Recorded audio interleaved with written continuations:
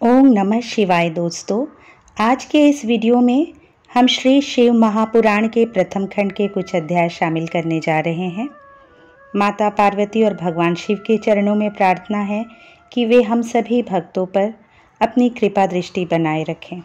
दोस्तों, यदि ये वीडियो आपको पसंद आए तो प्लीज़ लाइक और शेयर करें तथा अगर अब तक इस चैनल को सब्सक्राइब नहीं किए हैं तो प्लीज़ सब्सक्राइब कर लें। तो आइए दोस्तों, भगवान श्री शिव शंकर का स्मरण करते हुए श्री शिव महापुराण का पठन और श्रवण दोनों आरंभ करते हैं। ओम श्री सांब शिवाय नमः। ओम श्री गणेशाय नमः। श्री शिव महापुराण प्रथम खंड पूर्वार्ध, प्रथम विद्वेश्वर संहिता, प्रथम अध्याय। प्रयाग में सूत जी से मुनियों का शीघ्र पापनाश करने वाले साधन के विषय में प्रश्न। जो आदि और अंत में तथा मध्य में भी नित्य मंगलमय है, जिनकी समानता अथवा तुलना कहीं भी नहीं है, जो आत्मा के स्वरूप को प्रकाशित करने वाले देवता परमात्मा हैं, जिनके 5 मुख हैं और जो खेल ही खेल में अनायास जगत की रचना, पालन, संहार, अनुग्रह एवं तिरोभाव रूप 5 प्रबल कर्म करते रहते हैं, उन सर्वश्रेष्ठ अजर अमर ईश्वर अंबिकापति भगवान शंकर का मैं मन ही मन चिंतन करता हूँ। व्यास जी बोले, जो धर्म का महान क्षेत्र है, जहाँ गंगा यमुना का संगम हुआ है, जो ब्रह्मलोक का मार्ग है, उस परम पुण्यमय प्रयाग में सत्यव्रत में तत्पर रहने वाले महातेजस्वी महाभाग महात्मा मुनियों ने एक विशाल ज्ञान यज्ञ का आयोजन किया। उस ज्ञान यज्ञ का समाचार सुनकर पौराणिक शिरोमणि व्यास शिष्य महामुनि सूत जी वहां मुनियों का दर्शन करने के लिए आए। सूत जी को आते देखकर वे सब मुनि उस समय हर्ष से खिल उठे और अत्यंत प्रसन्न चित्त से उन्होंने उनका विधिवत स्वागत सत्कार किया।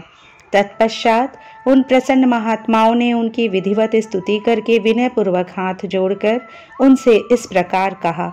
हे सर्वज्ञ विद्वान रोमहर्षण जी, आपका भाग्य बड़ा भारी है। इसी से आपने व्यास जी से यथार्थ रूप में संपूर्ण पुराण विद्या प्राप्त की, इसलिए आप आश्चर्य स्वरूप कथाओं के भंडार हैं।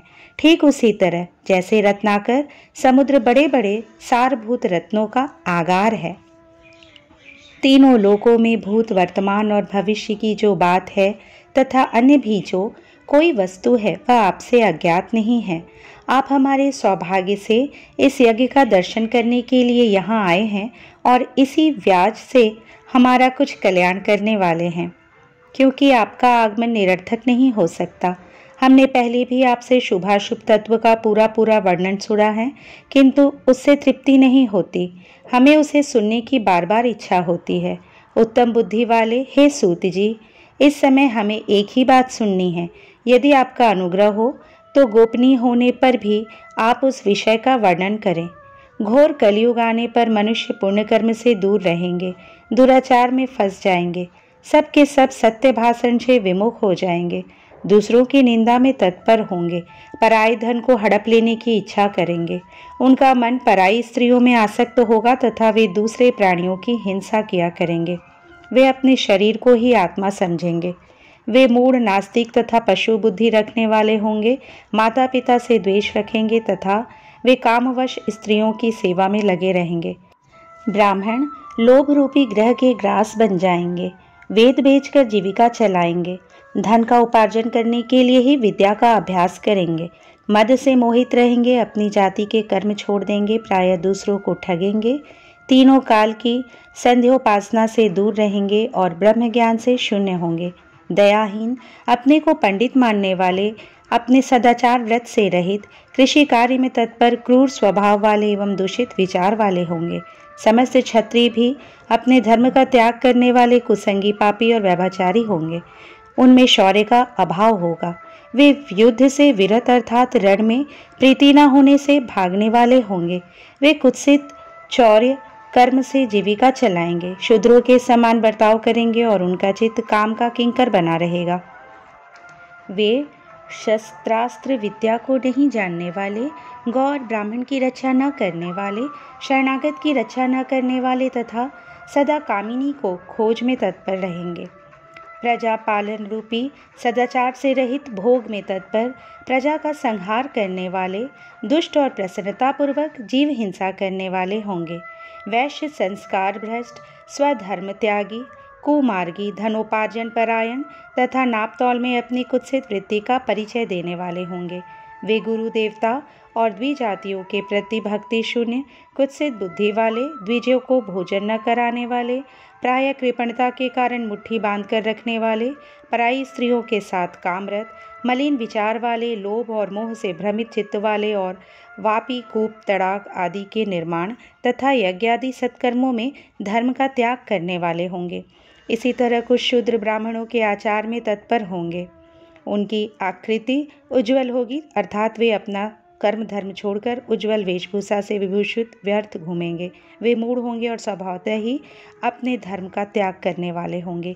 वे भांति भांति के तप करने वाले होंगे, द्विजों को अपमानित करेंगे, छोटे बच्चों की अल्पायु मृत्यु होने के लिए आभिचारिक कर्म करेंगे, मंत्रों के उच्चारण करने में तत्पर रहेंगे, शालग्राम की मूर्ति आदि पूजेंगे, होम करेंगे, किसी न किसी के प्रतिकूल विचार सदा करते रहेंगे, कुटिल स्वभाव वाले होंगे और द्विजों से द्वेष भाव रखने वाले होंगे। वे यदि धनी हुए तो कुकर्म में लग जाएंगे, यदि विद्वान हुए तो विवाद करने वाले होंगे, कथा और उपासना धर्मों के वक्ता होंगे और धर्म का लोप करने वाले होंगे। वे सुंदर राजाओं के समान वेशभूषा धारण करने वाले, दंभी, दानमानी, अतिशय अभिमानी, विप्र आदि को अपना सेवक मानकर अपने को स्वामी मानने वाले होंगे। वे अपने धर्म से शून्य, मूढ़, वर्ण संकर, क्रूर बुद्धि वाले, महाभिमानी और सदा चारों वर्णों के धर्म का लोप करने वाले होंगे। वे अपने को श्रेष्ठ कुल वाला मानकर चारों वर्णों से विपरीत व्यवहार करने वाले, सभी वर्णों को भ्रष्ट करने वाले, मूढ़ और सत्कर्म करने में तत्पर होंगे। कलयुग की स्त्रियां प्रायः सदाचार से भ्रष्ट होंगी, पति का अपमान करने वाली होंगी, सास ससुर से द्रोह करेंगी, किसी से भय नहीं मानेंगी और मलिन भोजन करेंगी। वे कुत्सित हाव भाव में तत्पर होंगी। उनका शील स्वभाव बहुत बुरा होगा। वे काम विवल, परपति से रति करने वाली और अपने पति की सेवा से सदा विमुख रहेंगी। संतानें माता पिता के प्रति श्रद्धा रहित, दुष्ट स्वभाव वाली, असत विद्या पढ़ने वाली और सदा रोगग्रस्त शरीर वाली होंगी। हे सूत जी, इस तरह जिनकी बुद्धि नष्ट हो गई है और जिन्होंने अपने धर्म का त्याग कर दिया है, ऐसे लोगों को इहलोक और परलोक में उत्तम गति कैसे प्राप्त होगी?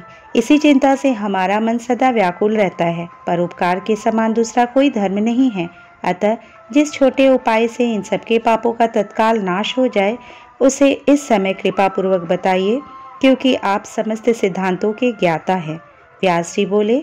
उन भावितात्मा मुनियों की यह बात सुनकर सूत जी मन ही मन भगवान शंकर का स्मरण करके उन मुनियों से इस प्रकार कहने लगे। इस प्रकार श्री शिव महापुराण के अंतर्गत प्रथम विदेश्वर संहिता में मुनियों के प्रश्न का वर्णन नामक पहला अध्याय पूर्ण हुआ। द्वितीय अध्याय शिव पुराण का महात्म्य एवं परिचय। सूत जी बोले, हे साधु महात्माओं, आप सबने तीनों लोगों का हित करने वाली अच्छी बात पूछी है। मैं गुरुदेव व्यास जी का स्मरण करके आप लोगों के स्नेहवश इस विषय का वर्णन करूंगा। आप लोग आदरपूर्वक सुने। सबसे उत्तम जो शिव पुराण है वह वेदांत का सार सर्वस्व है तथा वक्ता और श्रोता का समस्त पाप राशियों से उद्धार करने वाला है। इतना ही नहीं, वह परलोक में परमार्थ वस्तु को देने वाला है।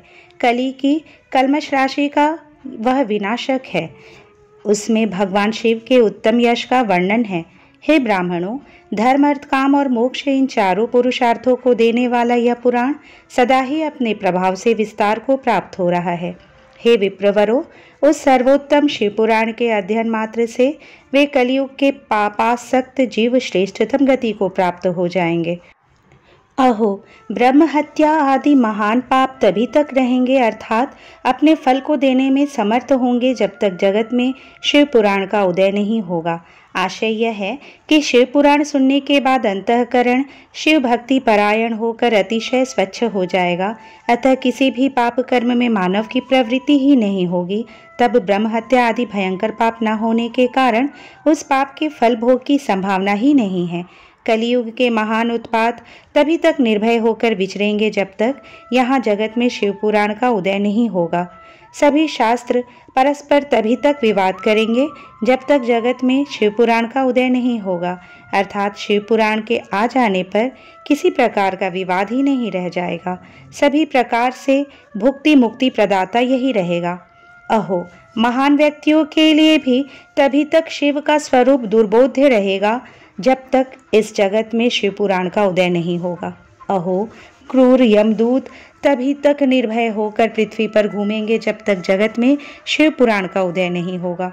सभी पुराण पृथ्वी पर गर्जन तभी तक करेंगे जब तक शिव पुराण का जगत में उदय नहीं होगा। इस पृथ्वी पर तीर्थों का विवाद तभी तक रहेगा जब तक इस जगत में शिव पुराण का उदय नहीं होगा। आशय यह है कि मुक्ति, तात्पर्य एवं पाप के नाश के लिए मानव विभिन्न तीर्थों का सेवन करेंगे, किंतु शिव पुराण के आने के बाद सभी लोग सभी पापों के नाश के लिए शिव पुराण का ही सेवन करेंगे। सभी मंत्र पृथ्वी पर तभी तक आनंद पूर्वक विवाद करेंगे जब तक पृथ्वी पर शिव पुराण का उदय नहीं होगा। सभी क्षेत्र तभी तक पृथ्वी पर विवाद करेंगे जब तक पृथ्वी पर शिव पुराण उदय नहीं होगा। सभी पीठ तभी तक पृथ्वी पर विवाद करेंगे जब तक पृथ्वी पर शिव पुराण उदय नहीं होगा। सभी दान पृथ्वी पर तभी तक विवाद करेंगे जब तक शिव पुराण का पृथ्वी पर उदय नहीं होगा। सभी देवगण तभी तक पृथ्वी पर विवाद करेंगे जब तक शिव पुराण का पृथ्वी पर उदय नहीं होगा। सभी सिद्धांत तभी तक पृथ्वी पर विवाद करेंगे जब तक शिव पुराण का पृथ्वी पर उदय नहीं होगा। हे विप्रो, हे श्रेष्ठ मुनिगण, इस शिव पुराण के कीर्तन करने और सुनने से जो फल होते हैं उन फलों को मैं संपूर्ण रूप से नहीं कह सकता हूँ, अर्थात शब्दों के द्वारा इसके सभी फलों को नहीं कहा जा सकता है।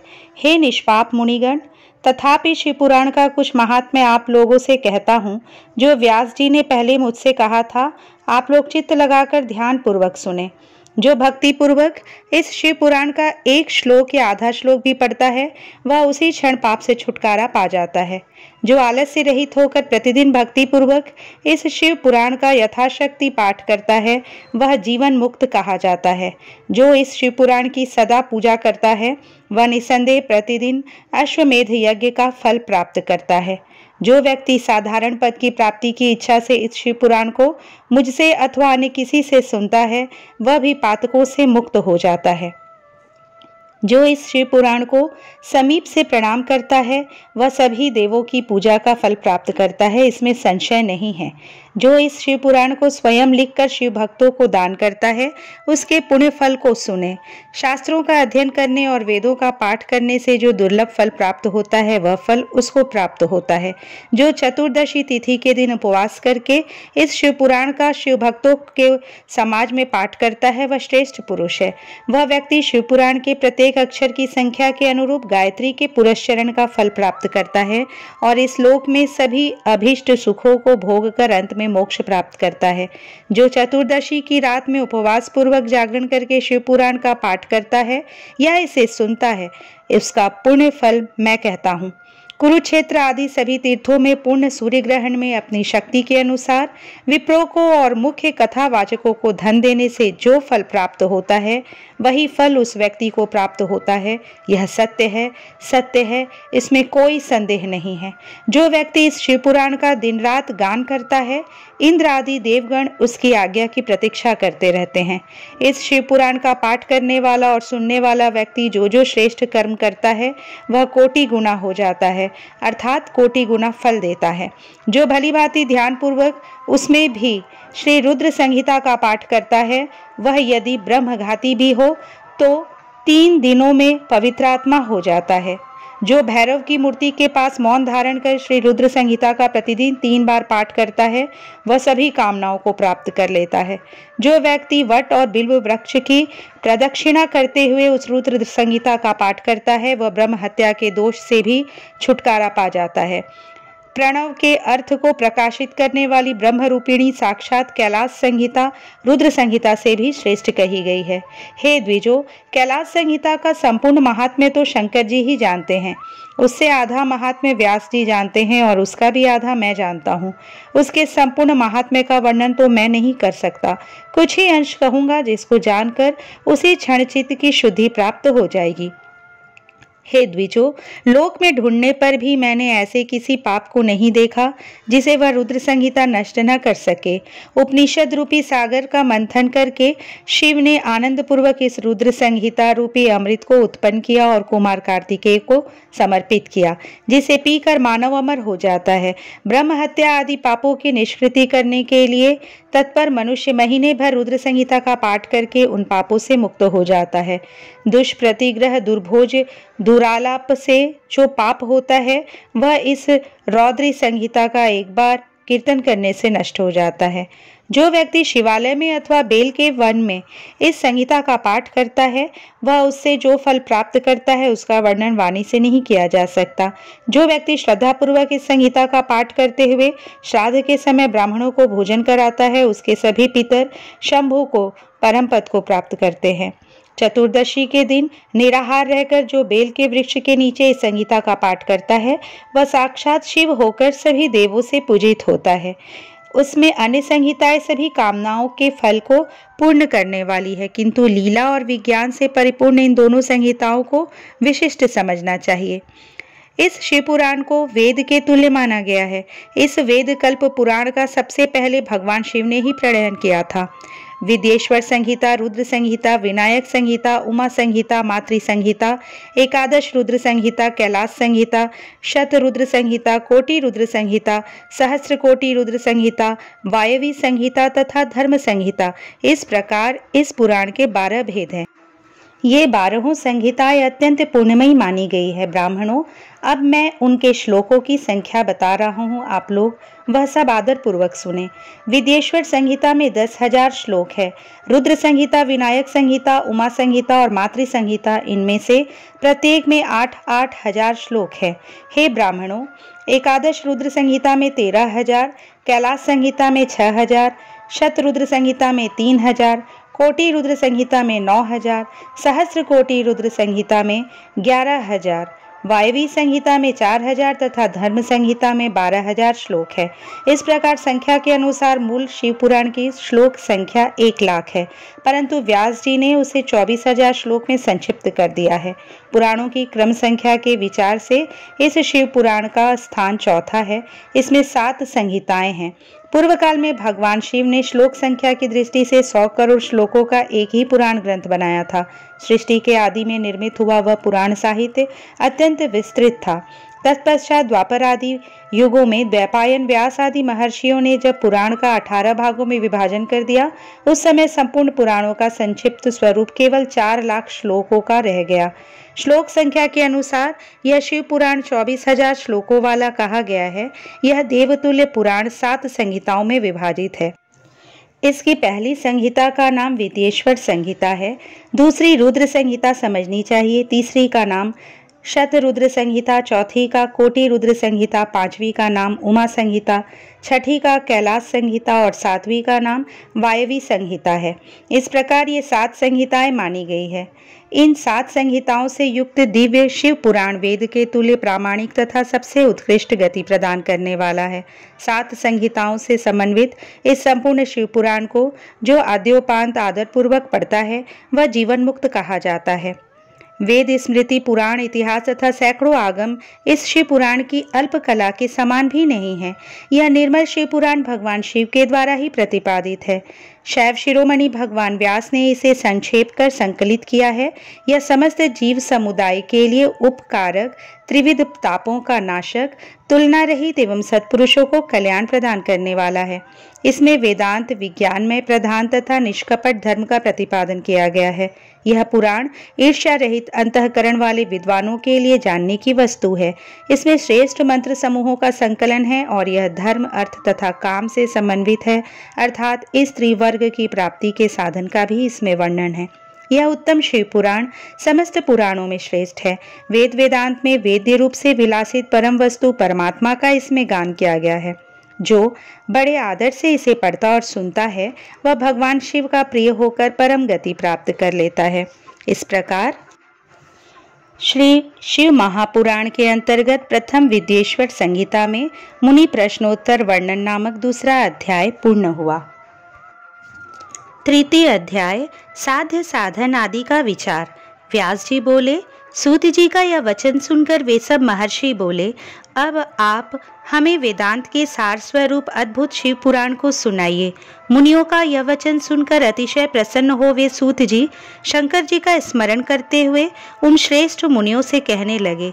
सूत जी बोले, आप सब महर्षिगण रोग शोक से रहित कल्याण में भगवान शिव का स्मरण करके वेद के सार तत्व से प्रकट पुराण प्रवर शिव पुराण को सुनिए, जिसमें भक्ति, ज्ञान और वैराग्य इन तीनों का प्रीति पूर्वक ज्ञान किया गया है और वेदांत वेद सद वस्तु का विशेष रूप से वर्णन किया गया है। हे ऋषिगण, अब आप लोग वेद के सारभूत पुराण को सुने। बहुत काल में पुनः पुनः पूर्व कल्प व्यतीत होने पर इस वर्तमान कल्प में जब सृष्टि कर्म आरंभ हुआ था, उन दिनों 6 कुलों के महर्षि परस्पर वाद विवाद करते हुए कहने लगे, अमुक वस्तु सबसे उत्कृष्ट है और अमुक नहीं है। उनके इस विवाद ने अत्यंत महान रूप धारण कर लिया। तब वे सबके सब अपनी शंका के समाधान के लिए सृष्टिकर्ता अविनाशी ब्रह्मा जी के पास गए और हाथ जोड़कर विनय भरी वाणी में बोले, हे प्रभु, आप संपूर्ण जगत का धारण पोषण करने वाले हैं तथा समस्त कारणों के भी कारण हैं। हम यह जानना चाहते हैं कि संपूर्ण तत्वों से परे परात पर पुराण पुरुष कौन है।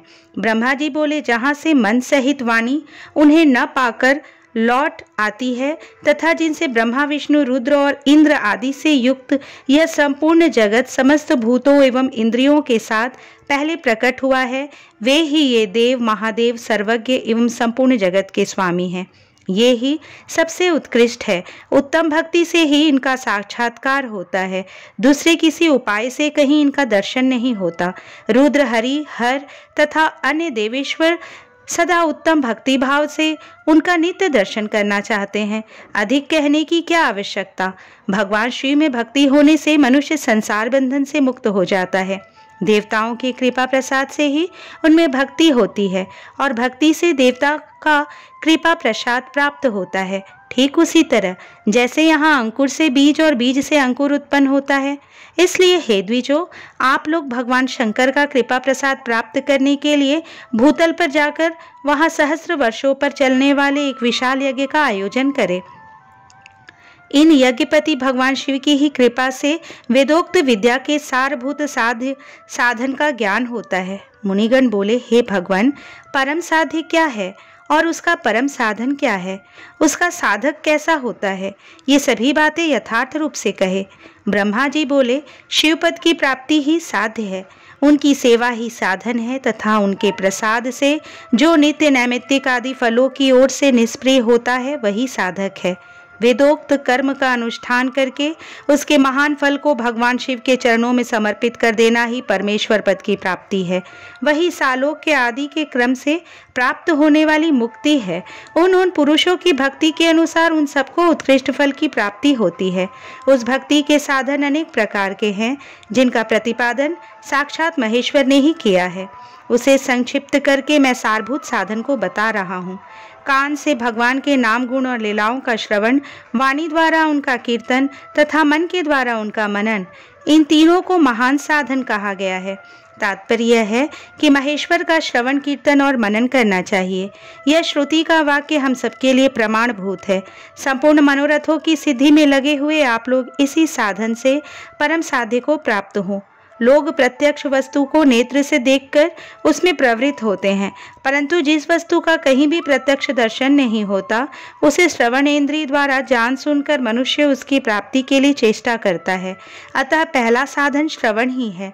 उसके द्वारा गुरु के मुख से तत्व को सुनकर बुद्धिशाली विद्वान पुरुष अन्य साधन कीर्तन एवं मनन की सिद्धि करे।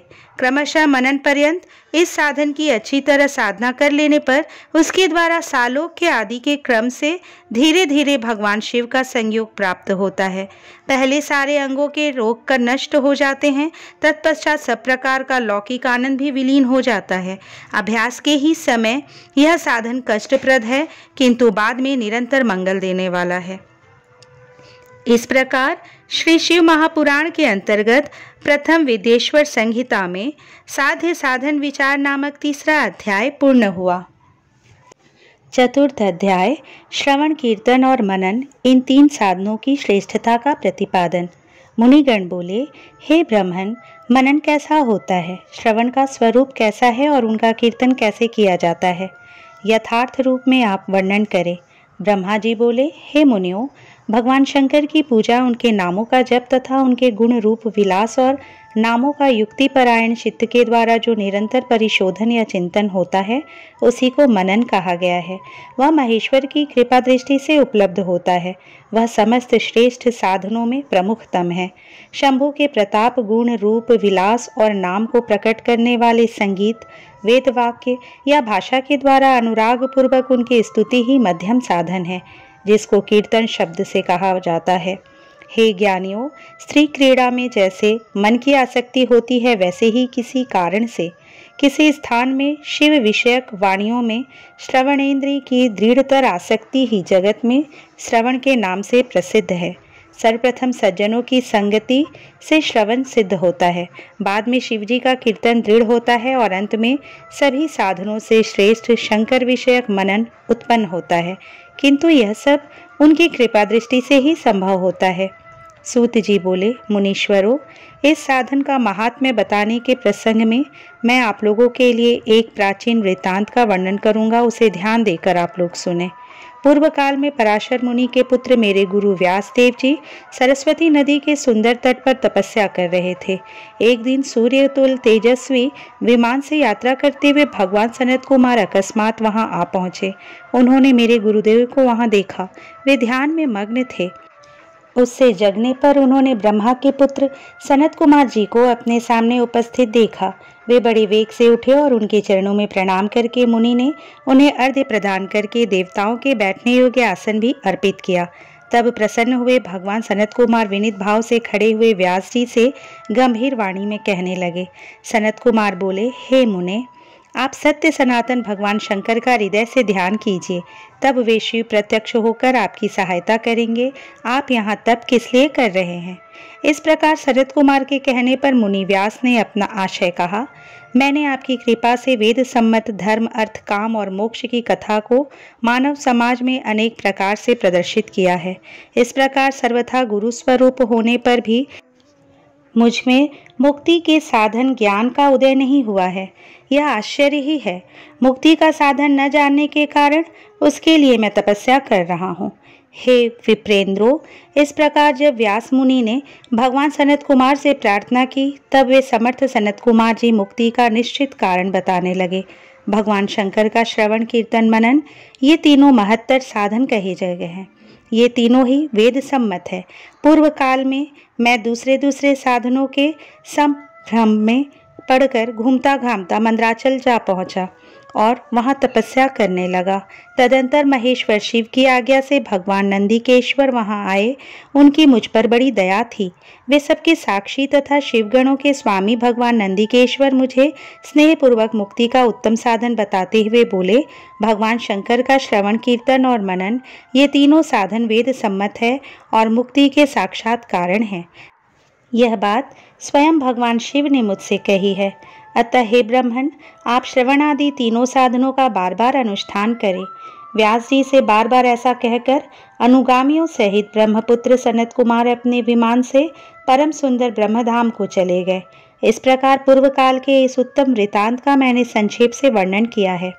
ऋषिगण बोले, हे सूत जी, आपने श्रवण आदि तीनों साधनों को मुक्ति का उपाय बताया है। जो मनुष्य श्रवण आदि तीनों साधनों में असमर्थ हो, वह किस उपाय का अवलंबन करके मुक्त हो सकता है और किस साधन भूत कर्म के द्वारा बिना यत्न के ही मोक्ष मिल सकता है। इस प्रकार श्री शिव महापुराण के अंतर्गत प्रथम विदेश्वर संहिता के साध्य साधन खंड में चौथा अध्याय पूर्ण हुआ। पंचम अध्याय भगवान शिव के लिंग एवं साकार विग्रह की पूजा के रहस्य तथा महत्व का वर्णन। सूत जी बोले, हे शौनक, जो श्रवण, कीर्तन और मनन इन तीनों साधनों के अनुष्ठान में समर्थ न हो, वह भगवान शंकर के लिंग एवं मूर्ति की स्थापना कर नित्य उसकी पूजा करके संसार सागर से पार हो सकता है। छल न करते हुए अपनी शक्ति के अनुसार धनराशि ले जाए और उसे शिवलिंग अथवा शिव मूर्ति की सेवा के लिए अर्पित कर दे। साथ ही निरंतर उस लिंग एवं मूर्ति की पूजा भी करे। उसके लिए भक्तिभाव से मंडप, गोपुर, तीर्थ, मठ एवं क्षेत्र की स्थापना करे तथा उत्सव करे और वस्त्र, गंध, पुष्प, धूप, दीप तथा मालपुआ आदि व्यंजनों से युक्त भांति भांति के भक्ष्य भोज्य अन्य नैवेद्य के रूप में समर्पित करें। छत्र, ध्वजा, व्यजन, चामर तथा अन्य अंगों सहित राजोपचार की भांति सब वस्तुएं भगवान शिव के लिंग एवं मूर्ति पर चढ़ाए, प्रदक्षिणा, नमस्कार तथा यथाशक्ति जप करे। आवाहन से लेकर विसर्जन तक सारा कार्य प्रतिदिन भक्ति भाव से संपन्न करे।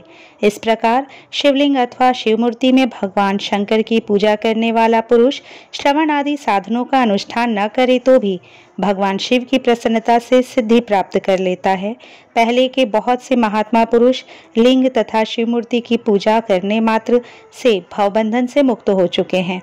ऋषिगण बोले, मूर्ति में ही सर्वत्र देवताओं की पूजा होती है, परंतु भगवान शिव की पूजा सब जगह मूर्ति में और लिंग में भी क्यों की जाती है?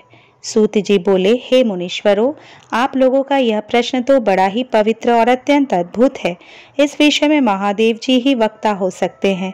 कोई पुरुष कभी और कहीं भी इसका यथार्थ प्रतिपादन नहीं कर सकता। इस विषय में भगवान शिव ने जो कुछ कहा है और उसे मैंने गुरुजी के मुख से जिस प्रकार सुना है उसी तरह क्रमशः वर्णन करूंगा। एकमात्र भगवान शिव ही ब्रह्म रूप होने के कारण निष्कल अर्थात निराकार कहे गए हैं। रूपवान होने के कारण उन्हें सकल भी कहा गया है, इसलिए वे सकल और निष्कल दोनों हैं। शिव के निष्कल निराकार होने के कारण ही उनकी पूजा का आधारभूत लिंग भी निराकार ही प्राप्त हुआ है, अर्थात शिवलिंग शिव के निराकार स्वरूप का प्रतीक है। इसी तरह शिव के सकल या साकार होने के कारण उनकी पूजा का आधारभूत विग्रह साकार प्राप्त होता है, अर्थात शिव का साकार विग्रह उनके साकार स्वरूप का प्रतीक होता है। सकल और अकल समस्त अंग आकार सहित साकार और अंग आकार से सर्वथा रहित निराकार रूप होने से ही वे ब्रह्म शब्द से कहे जाने वाले परमात्मा हैं। यही कारण है कि सब लोग लिंग अर्थात निराकार और मूर्ति साकार दोनों में ही सदा भगवान शिव की पूजा करते हैं। शिव से भिन्न जो देवता है वे साक्षात ब्रह्म नहीं है, इसलिए कहीं भी उनके लिए निराकार लिंग नहीं उपलब्ध होता। अतः सुरेश्वर, इंद्र, ब्रह्मा आदि देवगण भी निष्कल लिंग में पूजित नहीं होते हैं। सभी देवगण ब्रह्म न होने से अपितु सगुण जीव होने के कारण केवल मूर्ति में ही पूजे जाते हैं। शंकर के अतिरिक्त अन्य देवों का जीवत्व और सदाशिव का ब्रह्मत्व वेदों के सारभूत उपनिषदों से सिद्ध होता है। वहाँ प्रणव ओंकार के तत्व रूप से भगवान शिव का ही प्रतिपादन किया गया है। इसी प्रकार पूर्व में मंदराचल पर्वत पर ज्ञानवान ब्रह्मपुत्र सनत कुमार मुनि ने नंदिकेश्वर से प्रश्न किया था। सनत कुमार बोले, हे भगवान, शिव के अतिरिक्त उनके वश में रहने वाले जो अन्य देवता हैं उन सबकी पूजा के लिए सर्वत्र प्रायः वेर मूर्ति मात्र ही अधिक संख्या में देखा और सुना जाता है। केवल भगवान शिव की ही पूजा में लिंग और वेर दोनों का उपयोग देखने में आता है। अतः हे कल्याणमय नंदिकेश्वर, इस विषय में जो तत्व की बात हो उसे मुझे इस प्रकार बताइए जिससे अच्छी तरह समझ में आ जाए। नंदिकेश्वर बोले, हे निष्पाप ब्रह्म कुमार, हम जैसे लोगों के द्वारा आपके इस प्रश्न का कोई उत्तर नहीं दिया जा सकता, क्योंकि यह गोपनीय विषय है और लिंग साक्षात ब्रह्म का प्रतीक है। इस विषय में भगवान शिव ने जो कुछ बताया है उसे मैं आप शिव भक्त के समक्ष कहता हूँ। भगवान शिव ब्रह्म स्वरूप और निष्कल अर्थात निराकार हैं, इसलिए उन्हीं की पूजा में निष्कल लिंग का उपयोग होता है। संपूर्ण वेदों का यही मत है, वे ही सकल हैं। इस प्रकार वे निराकार तथा साकार दोनों हैं। भगवान शंकर निष्कल निराकार होते हुए भी कलाओं से युक्त है, इसलिए उनकी साकार रूप में प्रतिमा पूजा भी लोक सम्मत है। शंकर के अतिरिक्त अन्य देवताओं में जीवत्व तथा सगुणत्व होने के कारण वेद के मत में उनकी मूर्ति मात्र में ही पूजा मान्य है। इसी प्रकार उन देवताओं के आविर्भाव के समय उनका समग्र साकार रूप प्रकट होता है, जबकि भगवान सदाशिव के दर्शन में साकार और निराकार ज्योति रूप दोनों की ही प्राप्ति होती है। सनत कुमार बोले, हे महाभाग, आपने भगवान शिव तथा दूसरे देवताओं में पूजन में लिंग और वेर के प्रचार का जो रहस्य विभाग पूर्वक बताया है, वह यथार्थ है। इसलिए लिंग और वेर आदि उत्पत्ति का जो उत्तम वृतांत है उसी को मैं इस समय सुनना चाहता हूँ। हे योगींद्र, लिंग के प्राकट्य का रहस्य सूचित करने वाला प्रसंग मुझे सुनाइए। नंदिकेश्वर बोले, हे वत्स, आपके प्रति प्रीति के कारण मैं यथार्थ रूप में वर्णन करता हूँ, सुनिए। लोक विख्यात पूर्व कल्प के बहुत दिन व्यतीत हो जाने पर एक समय महात्मा ब्रह्मा और विष्णु परस्पर लड़ने लगे। उन दोनों के अभिमान को मिटाने के लिए त्रिगुणातीत परमेश्वर ने उनके मध्य में निष्कल स्तंभ के रूप में अपना स्वरूप प्रकट किया। जगत का कल्याण करने की इच्छा से उस स्तंभ से निराकार परमेश्वर शिव ने अपने लिंग चिन्ह के कारण लिंग का आविर्भाव किया। उसी समय से लोक में परमेश्वर शंकर के निर्गुण लिंग और सगुण मूर्ति की पूजा प्रचलित हुई। शिव के अतिरिक्त अन्य देवों की मूर्ति मात्र की ही प्रकल्पना हुई। वे देव प्रतिमाएं पूजित हो नियत शुभ कल्याण को देने वाली हुई और शिव का लिंग तथा उनकी प्रतिमा दोनों ही भोग और मोक्ष को देने वाली हुई। इस प्रकार श्री शिव महापुराण के अंतर्गत प्रथम विद्येश्वर संहिता में शिवलिंग की महिमा का वर्णन नामक 5वां अध्याय पूर्ण हुआ। 6वां अध्याय ब्रह्मा और विष्णु के भयंकर युद्ध को देखकर देवताओं का कैलाश शिखर पर गमन। नंदिकेश्वर बोले, हे योगींद्र, प्राचीन काल में किसी समय शेषशायी भगवान विष्णु अपनी पराशक्ति लक्ष्मी जी तथा अन्य पार्षदों से घिरे हुए शयन कर रहे थे। उसी समय ब्रह्मवेत्ताओं में श्रेष्ठ ब्रह्मा जी ने अपनी इच्छा से वहां आकर उन परम सुंदर कमल नेत्र विष्णु से पूछा, तुम कौन हो जो मुझे आया देखकर भी उद्धत पुरुष के समान सो रहे हो? हे वत्स, उठो और यहाँ अपने प्रभु मुझे देखो। जो पुरुष अपने श्रेष्ठ गुरुजन को आया हुआ देखकर उद्धत के समान आचरण करता है, उस मूर्ख गुरुद्रोही के लिए प्रायश्चित का विधान किया गया है। ब्रह्मा के इस वचन को सुनकर क्रोधित होने पर भी बाहर से शांत व्यवहार करते हुए भगवान विष्णु बोले, हे वत्स, तुम्हारा कल्याण हो, तुम्हारा स्वागत है, आओ इस आसन पर बैठो। तुम्हारे मुखमंडल से व्यग्रता प्रदर्शित हो रही है और तुम्हारे नेत्र विपरीत भाव सूचित कर रहे हैं। ब्रह्मा जी बोले, हे वत्स, हे विष्णु, काल के प्रभाव से तुम्हें बहुत अभिमान हो गया है। हे वत्स, मैं जगत का पितामह और तुम्हारा रक्षक हूँ। विष्णु बोले, हे वत्स, यह जगत मुझ में ही स्थित है। तुम केवल चोर के समान दूसरे की संपत्ति को व्यर्थ अपनी मानते हो। तुम मेरे नाभि कमल से उत्पन्न हो, अतः तुम मेरे पुत्र हो। तुम तो व्यर्थ बातें कर रहे हो।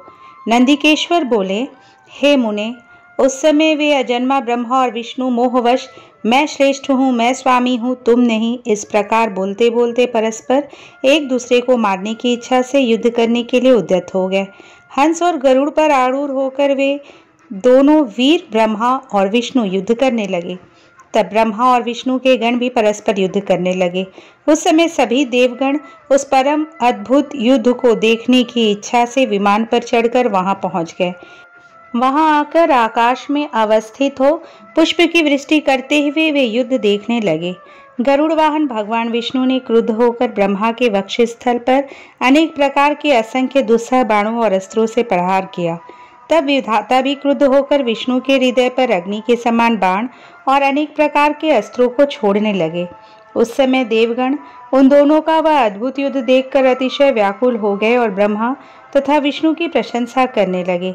तत्पश्चात युद्ध में तत्पर महाज्ञानी विष्णु ने अतिशय क्रोध के साथ शांत हो दीर्घ निश्वास लेते हुए ब्रह्मा को लक्ष्य कर भयंकर माहेश्वर अस्त्र का संधान किया। ब्रह्मा ने भी अतिशय क्रोध में आकर विष्णु के हृदय को लक्ष्य कर ब्रह्मांड को कंपित करते हुए भयंकर पाशुपत अस्त्र का प्रयोग किया। ब्रह्मा और विष्णु के सूर्य के समान हजारों मुख वाले अत्यंत उग्र तथा प्रचंड आंधी के समान भयंकर दोनों अस्त्र आकाश में प्रकट हो गए। इस प्रकार ब्रह्मा और विष्णु आपस में भयंकर युद्ध होने लगा। हे तात, उस युद्ध को देखकर सभी देवगण राज विप्लव के समय ब्राह्मणों के समान अतिशय दुखी और व्याकुल होकर परस्पर कहने लगे, जिसके द्वारा सृष्टि स्थिति प्रलय तिरोभाव तथा अनुग्रह होता है और जिसकी कृपा के बिना इस भूमंडल पर अपनी इच्छा से एक तृण का भी विनाश करने में कोई भी समर्थ नहीं है, उन त्रिशूलधारी ब्रह्म स्वरूप माहेश्वर को नमस्कार है। भयभीत देवतागण इस प्रकार सोचते हुए चंद्रशेखर महेश्वर जहाँ विराजमान थे उस शिव स्थान कैलाश शिखर पर गए। शिव के उस प्रणवाकार स्थान को देखकर वे देवता प्रसन्न हुए और प्रणाम करके भवन में प्रविष्ट हुए। उन्होंने वहां सभा के मध्य में स्थित मंडप में देवी पार्वती के साथ रत्नमय आसन पर विराजमान देवश्रेष्ठ शंकर का दर्शन किया। वे वाम चरण के ऊपर दक्षिण चरण और उसके ऊपर वाम करकमल रखे हुए थे। समस्त शुभ लक्षणों से संपन्न थे और चारों ओर शिवगण उनकी सेवा में तत्पर थे। शिव के प्रति उत्तम भक्ति भाव वाली कुशल रमणियां उन पर चवर डुला रही थी। वेद निरंतर उनकी स्तुति कर रहे थे और वे अनुग्रह की दृष्टि से सबको देख रहे थे। हे वत्स, उन महेश्वर शिव को देखकर आनंदाश्रु से परिपूर्ण नेत्रों वाले देवताओं ने दूर से ही उन्हें दंडवत प्रणाम किया। भगवान शंकर ने उन देवों को देखकर अपने गणों से उन्हें समीप बुलवाया और देव शिरोमणि महादेव उन देवताओं को आनंदित करते हुए अर्थ गंभीर मंगलमय तथा सुमधुर वचन कहने लगे। इस प्रकार श्री शिव महापुराण के अंतर्गत प्रथम विदेश्वर संहिता में देवताओं की कैलाश यात्रा का वर्णन नामक छठा अध्याय पूर्ण हुआ। सप्तम अध्याय भगवान शंकर का ब्रह्मा और विष्णु के युद्ध में अग्नि स्तंभ रूप में प्राकट्य, स्तंभ के आदि और अंत की जानकारी के लिए दोनों का प्रस्थान। शिवजी बोले, हे पुत्रों, आपकी कुशल तो है। मेरे अनुशासन में जगत तथा देवश्रेष्ठ अपने अपने कार्यों में लगे तो हैं। हे देवताओं, ब्रह्मा और विष्णु के बीच होने वाले युद्ध का वृत्तांत तो मुझे पहले से ही ज्ञात था। आप लोगों ने परिश्रम करके उसे पुनः बताया है। हे सनत कुमार, उमापति शंकर ने इस प्रकार मुस्कुराते हुए मधुर वाणी में उन देवगणों को संतुष्ट किया। इसके बाद महादेव जी ने ब्रह्मा और विष्णु की युद्ध स्थली में जाने के लिए अपने सैकड़ों गणों को वहीं सभा में आज्ञा दी। तब महादेव जी के प्रयाण के लिए अनेक प्रकार के बाजे बजने लगे और उनके गणाध्यक्ष भी अनेक प्रकार से सज धज कर वाहनों पर सवार होकर जाने के लिए तैयार हो गए। भगवान उमापति 5 मंडलों से सुशोभित आगे से पीछे तक प्रणव ओम की आकृति वाले सुंदर रथ पर आरूढ़ हो गए। इस प्रकार पुत्रों और गणों सहित प्रस्थान किए हुए शिवजी के पीछे पीछे इंद्र आदि सभी देवगण भी चल पड़े। विचित्र ध्वजाएं, पंखे, चवर, पुष्पवृष्टि, संगीत, नृत्य और वाद्यों से सम्मानित पशुपति भगवान श्री भगवती उमा के साथ सेना सहित उन दोनों ब्रह्मा और विष्णु की युद्ध भूमि में आ पहुंचे। उन दोनों का युद्ध देखकर शिवजी ने गणों का कोलाहल तथा वाद्यों की ध्वनि बंद करवा दी तथा वे छिपकर आकाश में स्थित हो गए। उधर शूरवीर ब्रह्मा और विष्णु एक दूसरे को मारने की इच्छा से माहेश्वरास्त्र और पाशुपतास्त्र का परस्पर संधान कर रहे थे। ब्रह्मा और विष्णु के अस्त्रों की ज्वाला से तीनों लोक जलने लगे। निराकार भगवान शंकर इस अकाल प्रलय को आया देखकर एक भयंकर विशाल अग्नि स्तंभ के रूप में उन दोनों के बीच प्रकट हो गए। संसार को नष्ट करने के में सक्षम वे दोनों दिव्यास्त्र अपने तेज सहित उस महान अग्नि स्तंभ के प्रकट होते ही तत्क्षण शांत हो गए। दिव्यास्त्रों को शांत करने वाले इस आश्चर्यकारी तथा शुभ अग्नि स्तंभ को देखकर सभी लोग परस्पर कहने लगे कि यह अद्भुत आकार वाला क्या है। यह दिव्य अग्नि स्तंभ कैसे प्रकट हो गया? इसकी ऊंचाई की और इसकी जड़ की हम दोनों जांच करें। ऐसा एक साथ निश्चय करके वे दोनों अभिमानी वीर उसकी परीक्षा करने को तत्पर हो गए और शीघ्रता पूर्वक चल पड़े। हम दोनों के साथ रहने से यह कार्य संपन्न नहीं होगा। ऐसा कहकर विष्णु ने सूकर का रूप धारण किया और उसकी जड़ की खोज में चले। उसी प्रकार ब्रह्मा भी हंस का रूप धारण करके उसका अंत खोजने के लिए चल पड़े। पाताल लोक को खोदकर बहुत दूर तक जाने पर भी विष्णु को उस अग्नि के समान तेजस्वी स्तंभ का आधार नहीं दिखा। तब थक हार कर सूकराकृति विष्णु रणभूमि में वापस आ गए। हे तात, आकाश मार्ग से जाते हुए आपके पिता ब्रह्मा जी ने मार्ग में अद्भुत केतकी अर्थात केवड़े के पुष्प को गिरते देखा। अनेक वर्षों से गिरते रहने पर भी वह ताजा और अति सुगंध युक्त था। ब्रह्मा और विष्णु के इस विग्रह पूर्ण कृत्य को देखकर भगवान परमेश्वर हंस पड़े, जिससे कंपन के कारण उनका मस्तक हिला और वह श्रेष्ठ केतकी पुष्प उन दोनों के ऊपर कृपा करने के लिए गिरा। ब्रह्मा जी ने उससे पूछा, हे पुष्पराज, तुम्हें किसने धारण कर रखा था और तुम क्यों गिर रहे हो? केतकी ने उत्तर दिया, इस पुरातन और अप्रमेय स्तंभ के बीच से मैं बहुत समय से गिर रहा हूँ, फिर भी इसके आदि को नहीं देख सका, अतः आप भी इस स्तंभ का अंत देखने की आशा छोड़ दे। ब्रह्मा जी ने कहा, मैं तो हंस का रूप लेकर इसका अंत देखने के लिए यहाँ आया हूँ। अब हे मित्र, मेरा एक अभिलाषित काम तुम्हें करना पड़ेगा। विष्णु के पास मेरे साथ चलकर तुम्हें इतना कहना है कि ब्रह्मा ने इस स्तंभ का अंत देख लिया है। हे अच्युत, मैं इस बात का साक्षी हूँ। केतकी से ऐसा कहकर ब्रह्मा ने उसे बार बार प्रणाम किया और कहा कि आपातकाल में तो मिथ्या भाषण भी प्रशस्त माना गया है, यह शास्त्र की आज्ञा है। वहां अति परिश्रम से थके और स्तंभ का अंत न मिलने से उदास विष्णु को देखकर ब्रह्मा प्रसन्नता से नाच उठे और षंड अर्थात नपुंसक के समान पूर्ण बातें बनाकर अच्युत विष्णु से इस प्रकार कहने लगे, हे हरे, मैंने इस स्तंभ का अग्रभाग देख लिया है, इसका साक्षी यह केतकी पुष्प है। अब उस केतकी ने भी झूठ ही विष्णु के समक्ष कह दिया कि ब्रह्मा की बात यथार्थ है। विष्णु ने इस बात को सत्य मानकर ब्रह्मा को स्वयं प्रणाम किया और उनका षोडशोपचार पूजन किया। उसी समय कपटी ब्रह्मा को दंडित करने के लिए उस प्रज्वलित स्तंभ लिंग से महेश्वर प्रकट हो गए। तब परमेश्वर को प्रकट हुआ देखकर विष्णु उठ खड़े हुए और कांपते हाथों से उनका चरण पकड़कर कहने लगे, हे करुणाकर, आदि और अंत से रहित शरीर वाले आप परमेश्वर के विषय में मैंने मोह बुद्धि से बहुत विचार किया, किंतु कामनाओं से उत्पन्न वह विचार सफल नहीं हुआ। अतः आप हम पर प्रसन्न हो हमारे पाप को नष्ट करें और हमें क्षमा करें। यह सब आपकी लीला से ही हुआ है। ईश्वर बोले, हे वत्स, मैं तुम पर प्रसन्न हूँ, क्योंकि श्रेष्ठता की कामना होने पर भी तुमने सत्य वचन का पालन किया, इसलिए लोगों में तुम मेरे समान ही प्रतिष्ठा और सत्कार प्राप्त करोगे। हे हरे, अब से आपकी पृथक मूर्ति बनाकर पुण्य क्षेत्रों में प्रतिष्ठित की जाएगी और उसका उत्सव पूर्वक पूजन होगा। इस प्रकार परमेश्वर ने विष्णु की सत्य निष्ठा से प्रसन्न होकर देवताओं के सामने उन्हें अपनी समानता प्रदान की थी। इस प्रकार श्री शिव महापुराण के अंतर्गत प्रथम विदेश्वर संहिता में अग्नि स्तंभ के प्राकट्य का वर्णन नामक 7वां अध्याय पूर्ण हुआ। अष्टम अध्याय भगवान शंकर द्वारा ब्रह्मा और केतकी पुष्प को शाप देना और पुनः अनुग्रह प्रदान करना। नंदिकेश्वर बोले, तदुपरांत महादेव शिवजी ने ब्रह्मा के गर्व को मिटाने की इच्छा से अपनी भ्रुकुटी के मध्य से भैरव नामक एक अद्भुत पुरुष को उत्पन्न किया। उस भैरव ने रणभूमि में अपने स्वामी शिवजी को प्रणाम करके पूछा कि हे प्रभु, आप शीघ्र आज्ञा दें, मैं आपका कौन सा कार्य करूं। शिवजी बोले, हे वत्स, ये जो ब्रह्मा हैं वे इस सृष्टि के आदि देवता है। तुम वेग पूर्वक तीक्ष्ण तलवार से इनकी पूजा करो, अर्थात इनका वध कर दो।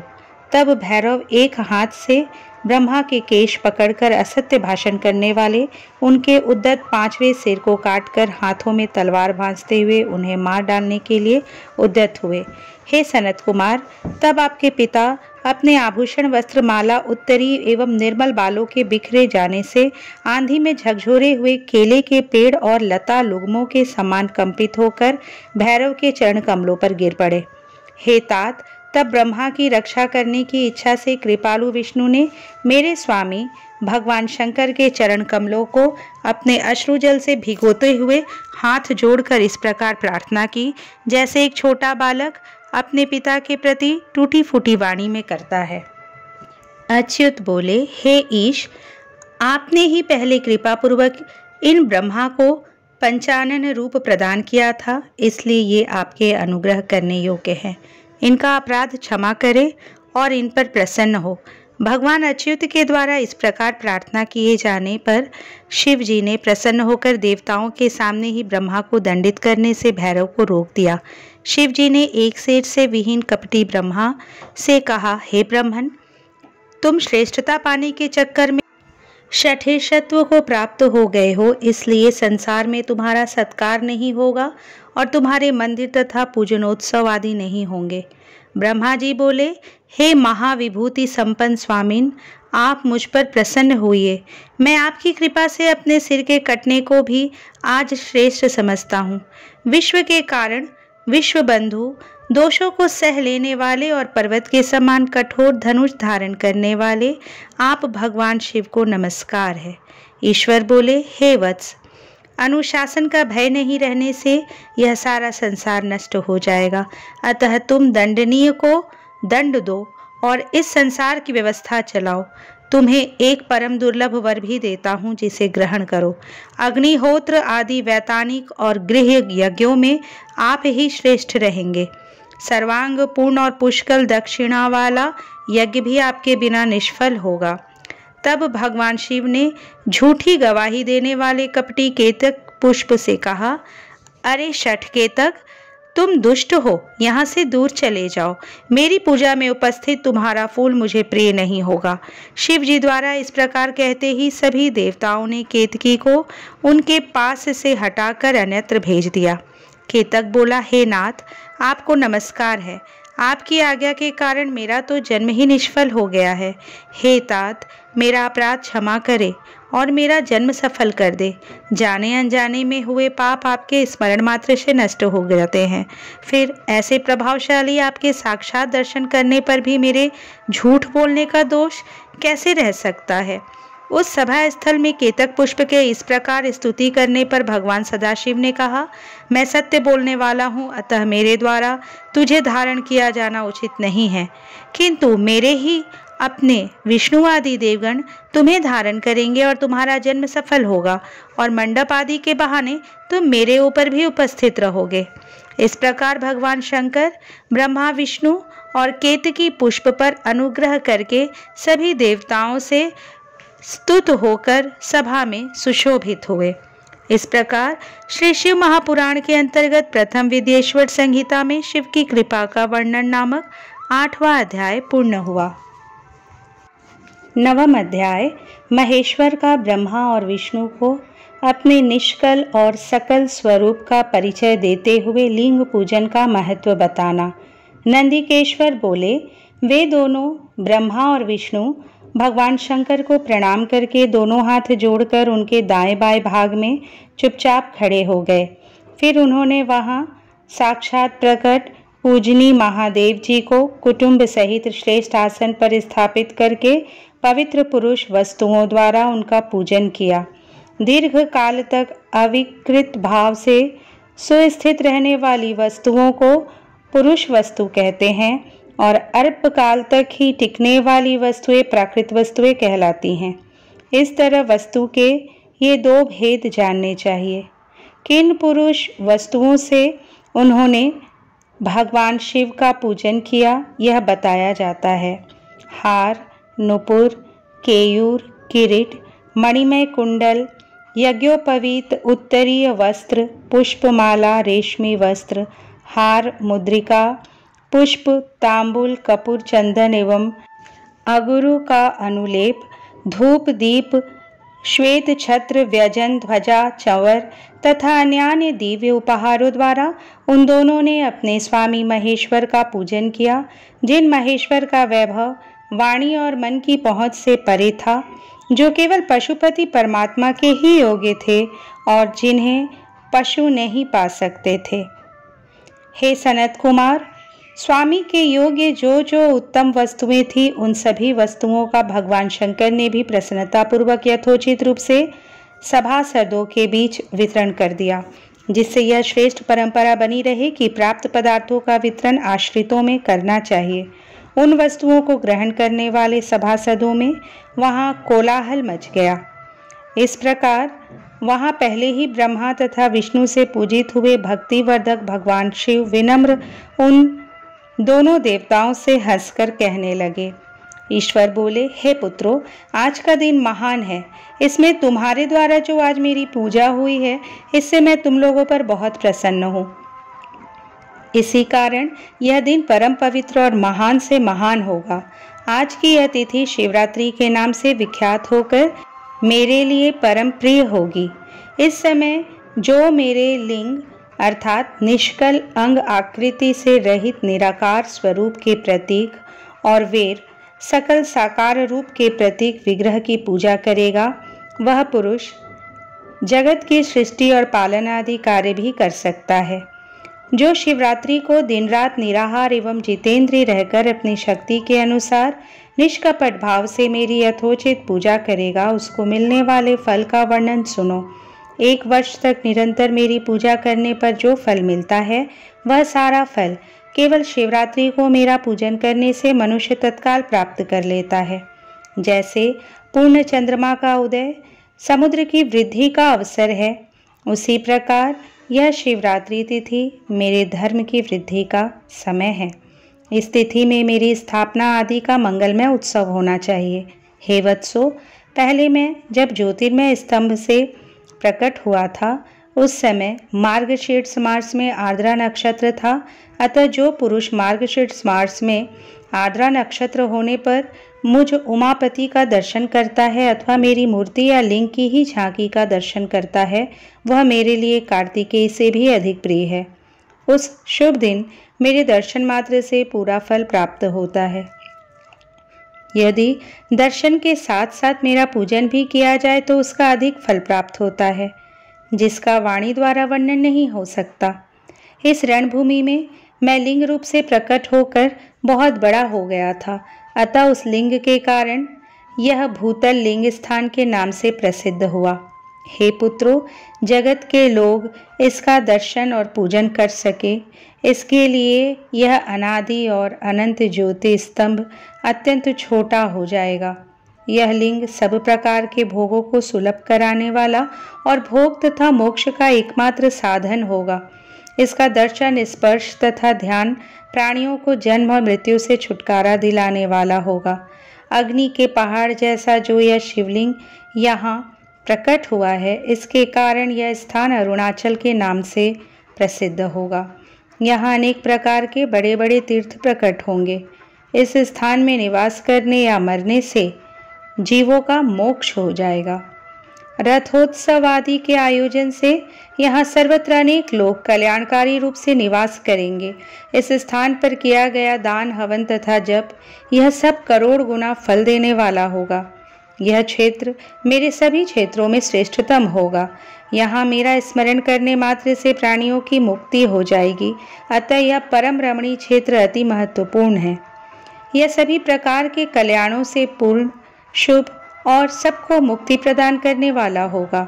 इस लिंग में मुझ लिंगेश्वर की अर्चना करके मनुष्य सालों के सामीप्य, सारूप्य, सार्ष्टी और सायुज्य, इन पांचों प्रकार की मुक्तियों का अधिकार प्राप्त कर लेगा। आप लोगों को भी शीघ्र ही सभी मनोवांछित फल प्राप्त होंगे। नंदिकेश्वर बोले, इस प्रकार विनम्र ब्रह्मा तथा विष्णु पर अनुग्रह करके भगवान शंकर ने उनके जो सैन्य दल परस्पर युद्ध में मारे गए थे, उन्हें अपनी अमृत वर्षिणी शक्ति से जीवित कर दिया। उन दोनों ब्रह्मा और विष्णु की मूढ़ता और वैर को मिटाने के लिए भगवान शंकर उन दोनों से कहने लगे, मेरे दो रूप है, सकल और निष्कल, दूसरे किसी के ऐसे रूप नहीं है, अतः मेरे अतिरिक्त अन्य सब अनीश्वर है। हे पुत्रों, पहले मैं स्तंभ रूप से प्रकट हुआ, फिर अपने साक्षात रूप से। ब्रह्म भाव मेरा निष्कल रूप और महेश्वर भाव सकल रूप है। ये दोनों मेरे ही सिद्ध रूप हैं, मेरे अतिरिक्त किसी दूसरे के नहीं हैं। इस कारण तुम दोनों का अथवा अन्य किसी का भी ईश्वरत्व कभी नहीं है।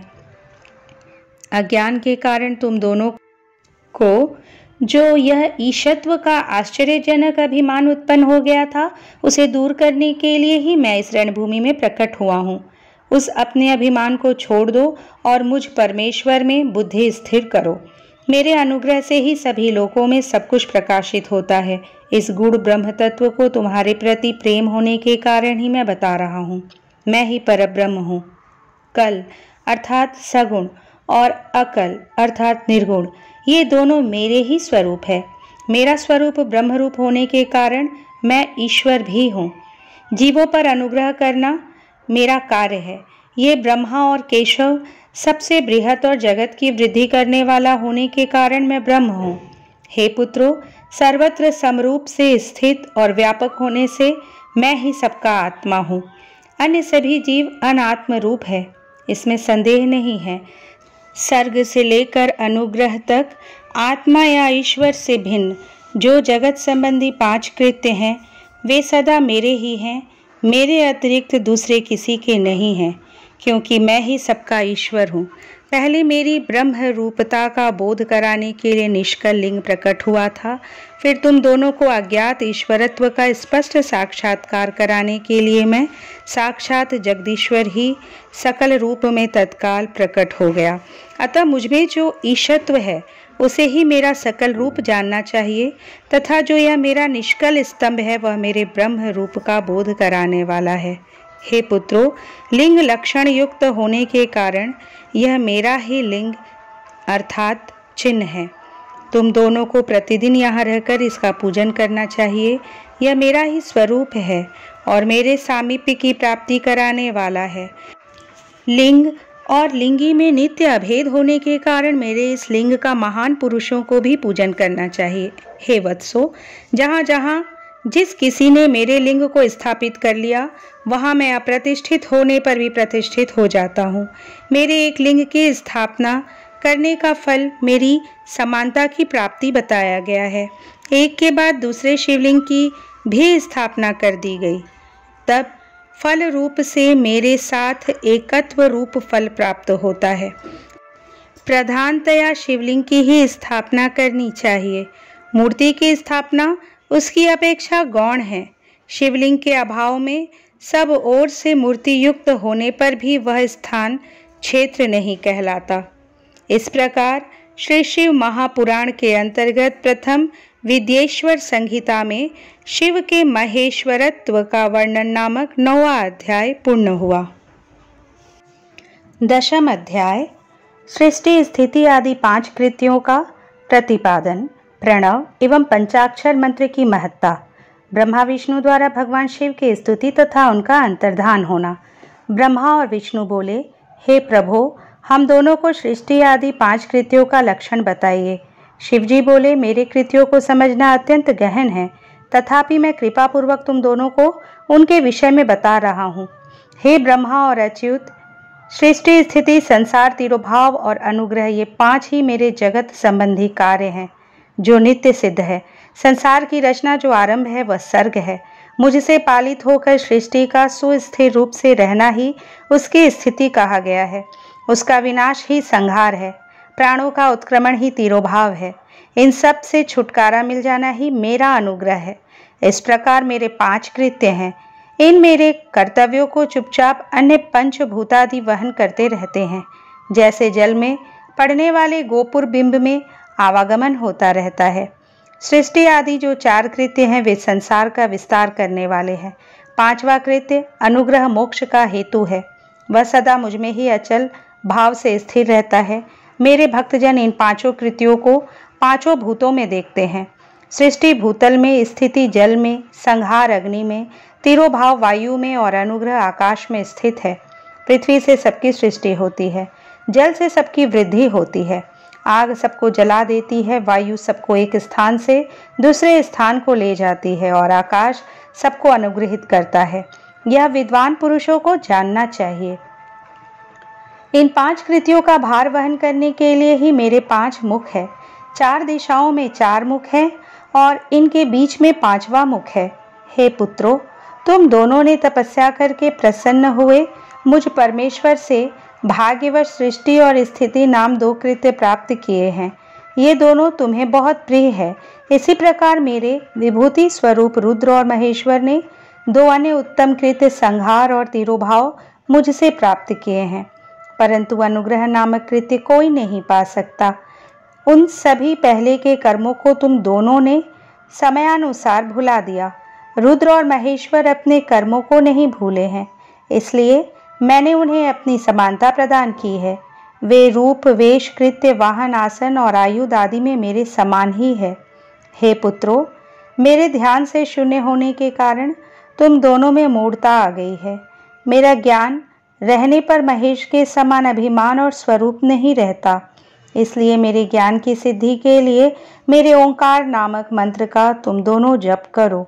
यह अभिमान को दूर करने वाला है। पूर्व काल में मैंने अपने स्वरूप भूत मंत्र का उपदेश किया है, जो ओंकार के रूप में प्रसिद्ध है। वह महामंगलकारी मंत्र है। सबसे पहले मेरे मुख से ओंकार प्रकट हुआ, जो मेरे स्वरूप का बोध कराने वाला है। ओंकार वाचक है और मैं वाच्य हूँ। यह मंत्र मेरा स्वरूप ही है। प्रतिदिन ओंकार का निरंतर स्मरण करने से मेरा ही सदा स्मरण होता रहता है। पहले मेरे उत्तरवर्ती मुख से अकार, पश्चिम मुख से उकार, दक्षिण मुख से मकार, पूर्ववर्ती मुख से बिंदु तथा मध्यवर्ती मुख से नाद उत्पन्न हुआ। इस प्रकार 5 अवयवों से युक्त होकर ओंकार का विस्तार हुआ। इन सभी अवयवों से एकीभूत होकर वह प्रणव ओम नामक एक अक्षर हो गया। यह नाम रूपात्मक सारा जगत तथा वेद वर्णित स्त्री पुरुष वर्ग रूप दोनों कुल इस प्रणव मंत्र से व्याप्त हैं। यह मंत्र शिव और शक्ति दोनों का बोधक है। इसी प्रणव से पंचाक्षर मंत्र की उत्पत्ति हुई है, जो मेरे सकल रूप का बोधक है। वह अकारादि क्रम से और नकारादि क्रम से क्रमशः प्रकाश में आया है। ओम नमः शिवाय इस पंचाक्षर मंत्र से मातृका वर्ण प्रकट हुए हैं, जो 5 भेद वाले हैं। उसी से शिरो मंत्र तथा 4 मुखों से त्रिपदा गायत्री का प्राकट्य हुआ है। उस गायत्री से संपूर्ण वेद प्रकट हुए हैं और उन वेदों से करोड़ों मंत्र निकले हैं। उन मंत्रों से भिन्न भिन्न कार्यों की सिद्धि होती है, परंतु इस प्रणव एवं पंचाक्षर से संपूर्ण मनोरथों की सिद्धि होती है। इस मूल मंत्र से भोग और मोक्ष दोनों ही सिद्ध होते हैं। मेरे सकल स्वरूप से संबंध रखने वाले सभी मंत्रराज साक्षात भोग प्रदान करने वाले और शुभ कारक हैं। नंदिकेश्वर बोले, तदंतर जगदम्बा पार्वती के साथ बैठे हुए गुरुवर महादेव जी ने उत्तराभिमुख बैठे हुए ब्रह्मा और विष्णु को पर्दा करने वाले वस्त्र से आच्छादित करके उनके मस्तक पर अपना करकमल रखकर धीरे धीरे उच्चारण करके उन्हें उत्तम मंत्र का उपदेश दिया। यंत्र तंत्र में बताई हुई विधि के पालन पूर्वक 3 बार मंत्र का उच्चारण करके भगवान शिव ने उन दोनों शिष्यों को मंत्र की दीक्षा दी। तत्पश्चात उन शिष्यों ने गुरु दक्षिणा के रूप में अपने आप को ही समर्पित कर दिया और दोनों हाथ जोड़कर उनके समीप खड़े हो उन देव श्रेष्ठ जगत गुरु का स्तवन किया। ब्रह्मा और विष्णु बोले, हे प्रभु, आप निष्कल रूप हैं, आपको नमस्कार है। आप निष्कल तेज से प्रकाशित होते हैं, आपको नमस्कार है। आप सबके स्वामी हैं, आपको नमस्कार है। आप सर्वात्मा को नमस्कार है, अथवा सकल स्वरूप आप महेश्वर को नमस्कार है। आप प्रणव के वाच्यार्थ है, आपको नमस्कार है। आप प्रणव लिंग वाले हैं, आपको नमस्कार है। सृष्टि पालन संहार तिरुभाव और अनुग्रह करने वाले आपको नमस्कार है। आपके 5 मुख है, आपको नमस्कार है। पंच ब्रह्म स्वरूप 5 कृत्य वाले आपको नमस्कार है। आप सबके आत्मा है, ब्रह्म है। आपके गुण और आपकी शक्तियां अनंत है, आपको नमस्कार है। आपके सकल और निष्कल 2 रूप हैं। आप सद्गुरु एवं शंभु हैं, आपको नमस्कार है। इन पद्यों द्वारा अपने गुरु महेश्वर की स्तुति करके ब्रह्मा और विष्णु ने उनके चरणों में प्रणाम किया। ईश्वर बोले, हे वत्सो, मैंने तुम दोनों से सारा तत्व कहा और दिखा दिया। तुम दोनों देवी के द्वारा उपदिष्ट प्रणव ओम, जो मेरा ही स्वरूप है, का निरंतर जप करो। इसके जप से ज्ञान, स्थिर भाग्य, सब कुछ सदा के लिए प्राप्त हो जाता है। आर्द्र नक्षत्र से युक्त चतुर्दशी को प्रणव का जप किया जाए तो वह अक्षय फल देने वाला होता है। सूर्य की संक्रांति से युक्त महाआर्द्रा नक्षत्र में एक बार किया हुआ प्रणव जप कोटि गुने जप का फल देता है। मृगशिरा नक्षत्र का अंतिम भाग तथा पुनर्वसु का आदि भाग पूजा, होम और तर्पण आदि के लिए सदा आर्द्रा के समान ही होता है, यह जानना चाहिए। मेरा या मेरे लिंग का दर्शन प्रभात काल में ही प्रातः तथा संगव अर्थात मध्याह्न के पूर्व काल में करना चाहिए। मेरे दर्शन पूजन के लिए चतुर्दशी तिथि निश्चित व्यापिनी अथवा प्रदोष व्यापिनी लेनी चाहिए, क्योंकि परिवर्तनी अर्थात अमावस्या तिथि से संयुक्त चतुर्दशी की ही प्रशंसा की जाती है। पूजा करने वालों के लिए मेरी मूर्ति तथा लिंग दोनों समान हैं, फिर भी मूर्ति की अपेक्षा लिंग का स्थान श्रेष्ठ है। इसलिए मुमुक्षु पुरुषों को चाहिए कि वे मेरे वेर अर्थात मूर्ति से भी श्रेष्ठ समझकर लिंग का ही पूजन करें। लिंग का ओंकार मंत्र से और वेर का पंचाक्षर मंत्र से पूजन करना चाहिए। शिवलिंग की स्वयं ही स्थापना करके अथवा दूसरों से भी स्थापना करवाकर उत्तम द्रव्यमय उपचारों से पूजा करनी चाहिए। इससे मेरा पद सुलभ हो जाता है। इस प्रकार उन दोनों शिष्यों को उपदेश देकर भगवान शिव वहीं अंतर्धान हो गए। इस प्रकार श्री शिव महापुराण के अंतर्गत प्रथम विद्येश्वर संहिता में ओंकारोपदेश का वर्णन नामक 10वां अध्याय पूर्ण हुआ। अध्याय 11 शिवलिंग की स्थापना, उसके लक्षण और पूजन की विधि का वर्णन तथा शिवपद की प्राप्ति कराने वाले सत्कर्मों का विवेचन। ऋषिगण बोले, हे सूत जी, शिवलिंग की स्थापना कैसी करनी चाहिए, उसका लक्षण क्या है तथा उसकी पूजा कैसे करनी चाहिए, किस देश काल में करनी चाहिए और किस द्रव्य के द्वारा उसका निर्माण होना चाहिए। सूत जी बोले, हे महर्षियों, मैं आप लोगों के लिए इस विषय का वर्णन करता हूँ, ध्यान देकर समझिए। अनुकूल एवं शुभ समय में किसी पवित्र तीर्थ में अथवा नदी आदि के तट पर अपनी रुचि के अनुसार ऐसी जगह शिवलिंग की स्थापना करनी चाहिए जहाँ नित्य पूजन हो सके। पार्थिव द्रव्य से, जलमय द्रव्य से अथवा धातुमय पदार्थ से अपनी रुचि के अनुसार कल्पोक्त लक्षणों से युक्त शिवलिंग का निर्माण करके उसकी पूजा करने से उपासक को उस पूजन का पूरा फल प्राप्त होता है। संपूर्ण शुभ लक्षणों से युक्त शिवलिंग तत्काल पूजा का फल देने वाला होता है। यदि चल प्रतिष्ठा करनी हो तो इसके लिए छोटा सा शिवलिंग और यदि अचल प्रतिष्ठा करनी हो तो स्थूल शिवलिंग श्रेष्ठ माना जाता है। उत्तम लक्षणों से युक्त पीठ सहित शिवलिंग की स्थापना करनी चाहिए। शिवलिंग का पीठ महामंडलाकार, चौकोर, त्रिकोण अथवा खटवांग के आकार का होना चाहिए। ऐसा लिंग पीठ महान फल देने वाला होता है। पहले मिट्टी, प्रस्तर आदि से अथवा लोहे आदि से शिवलिंग का निर्माण करना चाहिए। जिस द्रव्य से शिवलिंग का निर्माण हो उसी से उसका पीठ भी बनाना चाहिए। यही स्थावर अर्थात अचल प्रतिष्ठा वाले शिवलिंग की विशेष बात है। चर अर्थात चल प्रतिष्ठा वाले शिवलिंग में भी लिंग और पीठ का एक ही उपादान होना चाहिए, किंतु बाणलिंग के लिए यह नियम नहीं है। लिंग की लंबाई निर्माणकर्ता के 12 अंगुल के बराबर होनी चाहिए। ऐसा ही शिवलिंग उत्तम कहा गया है। इससे कम लंबाई हो तो फल में कमी आ जाती है, अधिक हो तो कोई दोष नहीं है। चर लिंग में भी वैसा ही नियम है। उसकी लंबाई कम से कम कर्ता के 1 अंगुल के बराबर होनी चाहिए। पहले शिल्प शास्त्र के अनुसार एक विमान या देवालय बनवाए जो देवगणों की मूर्तियों से अलंकृत हो। उसका गर्भगृह बहुत ही सुंदर, सुदृढ़ और दर्पण के समान स्वच्छ हो। उसे 9 प्रकार के रत्नों से विभूषित किया गया हो। उसमें पूर्व और पश्चिम दिशा में 2 मुख्य द्वार हो। जहाँ शिवलिंग की स्थापना करनी हो उस स्थान के गर्त में नीलम, लाल रत्न, वैदुर्य, श्याम रत्न, मरकत, मोती, मूंगा, गोमेद और हीरा, इन 9 रत्नों को तथा अन्य महत्वपूर्ण द्रव्यों को वैदिक मंत्रों के साथ छोड़े। सद्योजात आदि 5 वैदिक मंत्रों द्वारा शिवलिंग का 5 स्थानों में क्रमशः पूजन करके अग्नि में हविष्य की अनेक आहुतियां दे और परिवार सहित मेरी पूजा करके गुरु स्वरूप आचार्य को धन तथा भाई बंधुओं को अभिलाषित वस्तुओं से संतुष्ट करे। याचकों को जड़ अर्थात सुवर्ण, गृह एवं भू संपत्ति तथा चेतन गौ आदि वैभव प्रदान करे। स्थावर जंगम सभी जीवों को यत्नपूर्वक संतुष्ट करके एक गड्ढे में सुवर्ण तथा 9 प्रकार के रत्न भरकर सद्यो जाता आदि वैदिक मंत्रों का उच्चारण करके परम कल्याणकारी महादेव जी का ध्यान करे। तत्पश्चात नाद घोष से युक्त महामंत्र ओंकार का उच्चारण करके उक्त गड्ढे में शिवलिंग की स्थापना करके उसे पीठ से संयुक्त करे। इस प्रकार पीठ युक्त लिंग की स्थापना करके उसे नित्य लेप अर्थात दीर्घकाल तक टिके रहने वाले मसाले से जोड़कर स्थित करे। इसी प्रकार वहाँ पंचाक्षर मंत्र से परम सुंदर वेर अर्थात मूर्ति की भी स्थापना करनी चाहिए। सारांश यह है कि भूमि संस्कार आदि की सारी विधि जैसे लिंग प्रतिष्ठा के लिए कही गई है वैसा ही वेर अर्थात मूर्ति प्रतिष्ठा के लिए भी समझनी चाहिए।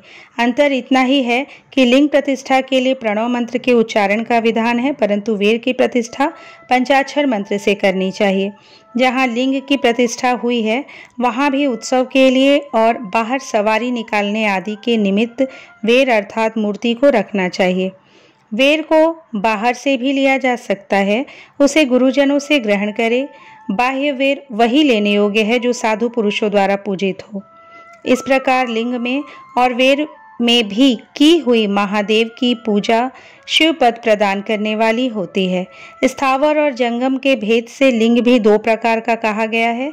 वृक्ष लता आदि को स्थावर लिंग कहते हैं और कृमि कीट आदि को जंगम लिंग। सींचने आदि के द्वारा स्थावर लिंग की सेवा करनी चाहिए और जंगम लिंग को आहार एवं जल आदि देकर तृप्त करना उचित है। उन स्थावर जंगम जीवों को सुख पहुंचाने में अनुरक्त होना भगवान शिव का पूजन है, ऐसा विद्वान पुरुष मानते हैं। इस प्रकार चराचर जीवों को ही भगवान शंकर के प्रतीक मानकर उनका पूजन करना चाहिए। सभी पीठ परा प्रकृति जगदम्बा का स्वरूप है और समस्त शिवलिंग चैतन्य रूप है। जैसे भगवान शंकर देवी पार्वती को गोद में बिठाकर विराजते हैं, उसी प्रकार यह शिवलिंग सदा पीठ के साथ ही विराजमान होता है। इस तरह महालिंग की स्थापना करके विविध उपचारों द्वारा उसका पूजन करें। अपनी शक्ति के अनुसार नित्य पूजा करनी चाहिए तथा देवालय के पास ध्वजारोपण आदि करना चाहिए। इस प्रकार साक्षात शिव का पद प्रदान करने वाले लिंग की स्थापना करें अथवा चरलिंग में षोडशोपचारों द्वारा यथोचित रीति से क्रमशः पूजन करें। यह पूजन भी शिवपद प्रदान करने वाला है। आवाहन, आसन, अर्ध्य पाद्य, पाद्यांग, आचमन, अभ्यंग पूर्वक स्नान, वस्त्र, गंध, पुष्प, धूप, दीप, नैवेद्य, तांबुल, समर्पण, नीराजन, नमस्कार और विसर्जन ये 16 उपचार है अथवा अर्ध्य से लेकर नैवेद्य तक विधिवत पूजन करें। अभिषेक, नैवेद्य, नमस्कार और तर्पण ये सब यथाशक्ति नित्य करें। इस तरह किया हुआ शिव का पूजन शिवपद की प्राप्ति कराने वाला होता है। अथवा किसी मनुष्य के द्वारा स्थापित शिवलिंग में, ऋषियों द्वारा स्थापित शिवलिंग में, देवताओं द्वारा स्थापित शिवलिंग में, अपने आप प्रकट हुए स्वयं भूलिंग में तथा अपने द्वारा नूतन स्थापित हुए शिवलिंग में भी उपचार समर्पण पूर्वक जैसे तैसे पूजन करने से या पूजन की सामग्री देने से भी मनुष्य ऊपर जो कुछ कहा गया है वह सारा फल प्राप्त कर लेता है। क्रमशः परिक्रमा और नमस्कार करने से भी शिवलिंग शिवपद की प्राप्ति कराने वाला होता है। यदि नियम पूर्वक शिवलिंग का दर्शन मात्र कर लिया जाए तो वह भी कल्याणप्रद होता है। मिट्टी, आटा, गाय के गोबर, फूल, कनेर, पुष्प, फल, गुड़, मक्खन, भस्म अथवा अन्न से भी अपनी रुचि के अनुसार शिवलिंग बनाकर तदनुसार उसका पूजन करें। कुछ लोग हाथ के अंगूठे आदि पर भी पूजा करना चाहते हैं। लिंग का निर्माण कहीं भी करने में किसी प्रकार का निषेध नहीं है। भगवान शिव सर्वत्र ही भक्त के प्रयत्न के अनुसार फल प्रदान कर देते हैं अथवा श्रद्धापूर्वक शिव भक्त को शिवलिंग का दान या लिंग के मूल्य का दान करने से भी शिवलोक की प्राप्ति होती है। अथवा प्रतिदिन 10,000 प्रणव मंत्र का जप करे अथवा दोनों संध्याओं के समय 1,000 प्रणव का जप किया करे। यह क्रम भी शिवपद की प्राप्ति कराने वाला है, ऐसा जानना चाहिए। जप काल में मकारांत प्रणव का उच्चारण मन की शुद्धि करने वाला होता है। समाधि में मानसिक जप का विधान है तथा अन्य सब समय उपांशु जप ही करना चाहिए। नाद और बिंदु से युक्त ओंकार के उच्चारण को विद्वान पुरुष समान प्रणव कहते हैं। यदि प्रतिदिन आदर पूर्वक 10,000 पंचाक्षर मंत्र का जप किया जाए अथवा दोनों संध्याओं के समय 1,000 का ही जप किया जाए तो उसे शिवपद की प्राप्ति कराने वाला समझना चाहिए। ब्राह्मणों के लिए आदि में प्रणव से युक्त पंचाक्षर मंत्र अच्छा बताया गया है। फल की प्राप्ति के लिए दीक्षा पूर्वक गुरु से मंत्र ग्रहण करना चाहिए। कलश से किया हुआ स्नान, मंत्र की दीक्षा, मातृकाओं का न्यास, सत्य से पवित्र अंतःकरण वाला ब्राह्मण तथा ज्ञानी गुरु, इन सबको उत्तम माना गया है। द्विजों के लिए नमः शिवाय के उच्चारण का विधान है। द्विजेतरों के लिए अंत में नमः पद के प्रयोग की विधि है, अर्थात वे शिवाय नमः इस मंत्र का उच्चारण करें। स्त्रियों के लिए भी कहीं कहीं विधि पूर्वक अंत में नमः जोड़कर उच्चारण ही विधान है, अर्थात कोई कोई ऋषि ब्राह्मण की स्त्रियों के लिए नमः पूर्वक शिवाय के जप की अनुमति देते हैं, अर्थात वे नमः शिवाय का जप करें। पंचाक्षर मंत्र का 5 करोड़ जप करके मनुष्य भगवान सदाशिव के समान हो जाता है। 1, 2, 3 अथवा 4 करोड़ का जप करने से क्रमशः ब्रह्मा, विष्णु, रुद्र तथा महेश्वर का पद प्राप्त होता है। अथवा मंत्र में जितने अक्षर है उनका पृथक पृथक 1-1 लाख जप करे अथवा समस्त अक्षरों का एक साथ ही जितने अक्षर हो उतने लाख जप करे। इस तरह के जप को शिवपद की प्राप्ति कराने वाला समझना चाहिए।